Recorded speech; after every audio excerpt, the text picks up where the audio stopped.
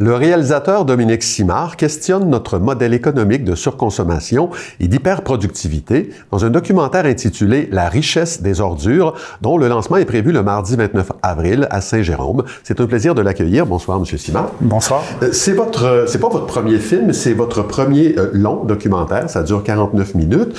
C'est un film qui brasse, sans faire la morale, je dirais, qui fait surtout réfléchir de la bonne façon, avec beaucoup d'intelligence. Ça, c'est mon petit commentaire. J'arrive à ma question. Qu'est-ce que vous vouliez nous montrer, nous dire avec ce film?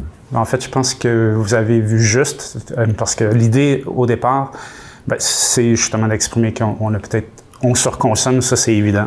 Puis peut-être qu'on a tendance, je pense, maintenant, plus que jamais, à mettre beaucoup d'emphase toujours sur l'économie. On parle tout le temps d'économie, mais on se pose pas beaucoup de questions au niveau plus, justement, de qu'est-ce qu'on peut faire pour améliorer. Puis, tu sais, on parle, oui, d'environnement, mais aussi de causes sociales à travers ça. Donc, je pense que les déchets, on les traite comme des déchets, mais c'est pas juste ça. Oui.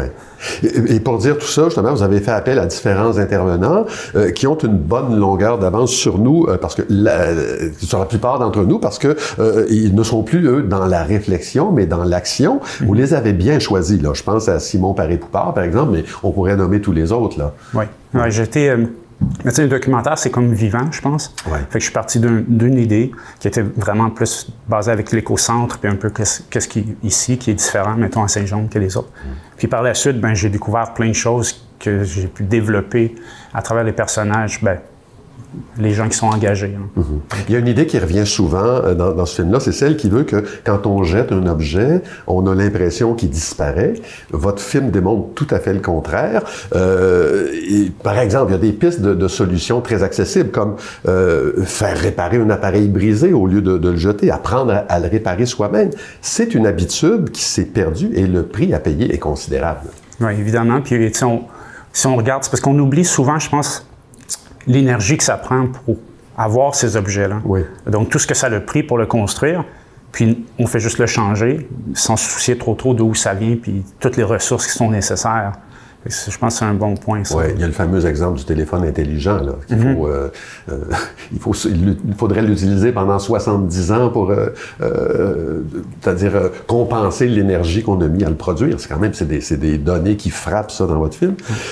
Donc, on parle beaucoup de la nécessité de revoir nos modèles, de repenser notre économie, tout en faisant la démonstration qu'on vit dans un système qui nous pousse à la surconsommation. Alors, le combat, il est loin d'être gagné. Oui, c'est ça. Comme je disais, il y a des solutions, il y a des moyens, je pense, qu'on peut changer notre mode de consommation, ou aussi, tu sais, les déchets qui sont la façon qu'on gère tout ça. Parce que c'est des sous qu'on pourrait réinvestir, en fait. Au lieu de le payer en taxes, qui est montant, quand même, si on regarde un rapport de taxes, les déchets, c'est quand même un montant très élevé, là. Fait que si on prenait ces sous-là, puis au lieu de le dépenser, on ferait des sous, donc il y aurait des revenus qui pourraient être remis dans la population. Ça serait plus brillant, je pense. Avant de vous mettre au travail, est-ce que vous étiez déjà pleinement conscient de l'ampleur du problème, ou si vous avez quand même découvert des choses? Il y a des choses qui vous ont étonné en cours de route? Non, moi, c'est ça, j'ai découvert plein de choses. Ouais. Ah ouais, ça m'a appris, tu sais, j'avais une mentalité déjà de pas surconsommer, essayer, tu sais, de toujours penser, hey, si je peux l'avoir justement à l'éco-centre, ou si je peux aller chercher ailleurs que d'en acheter un neuf, pourquoi pas. Fait que, mais à partir de ça, j'ai rencontré plein, justement, de gens, puis ça m'a ouvert sur des trucs que j'avais aucune idée. Là. Oui, c'est ça. C'est un film qui peut ouvrir les esprits, les consciences.